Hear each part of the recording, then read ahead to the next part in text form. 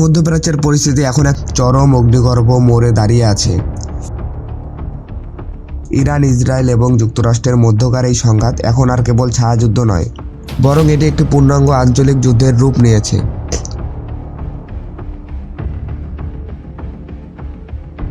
তেহরানের আকাশে আগুনের লেলিহান শিখা আর ওয়াশিংটনের হুঙ্কার।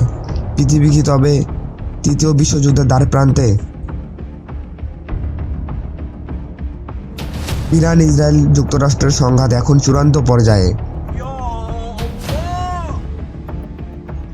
গতকালের সেই ভয়াবহ যৌথ হামলার পর আজ সকালে ইরানি রাষ্ট্রীয় টেলিভিশন নিশ্চিত করেছে এক স্তব্ধ করে দেওয়া খবর।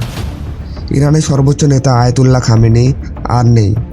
ইসরায়েল ও যুক্তরাষ্ট্রের অপারেশন এপিক ফিউরির আঘাতে ধুলোয় মিশে গেছে তেহরানের সামরিক সদর দপ্তর। ডোনাল্ড ট্রাম্পের ঘোষণা এসেছে যে এটি ইরানি জনগণের জন্য তাদের দেশ পুনরুদ্ধারের শ্রেষ্ঠ সুযোগ। কিন্তু তেহরান চুপ করে বসে নেই। মাত্র কয়েক ঘন্টার ব্যবধানে ইরানের কয়েকশো ব্যালিস্টিক মিসাইল ও ড্রোন আছড়ে পড়েছে ইসরায়েলের তেল আবিব এবং মধ্যপ্রাচ্যের 27টি মার্কিন ঘাঁটিতে। দুবাই থেকে দোহা, কুয়েত থেকে বাহরাইন, পুরো অঞ্চলের আকাশপথ এখন বন্ধ। হাজার হাজার ফ্লাইট বাতিল, তেলের বাজারে হাহাকার। জাতিসংঘ সতর্ক করেছে এই আগুন পুরো বিশ্বকে গ্রাস করতে পারে।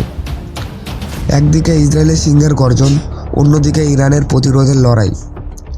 প্রশ্ন একটাই, পরমাণু শক্তিধর দেশগুলোর এই সংঘাত কি পারমাণবিক যুদ্ধের দিকে মোড় নেবে?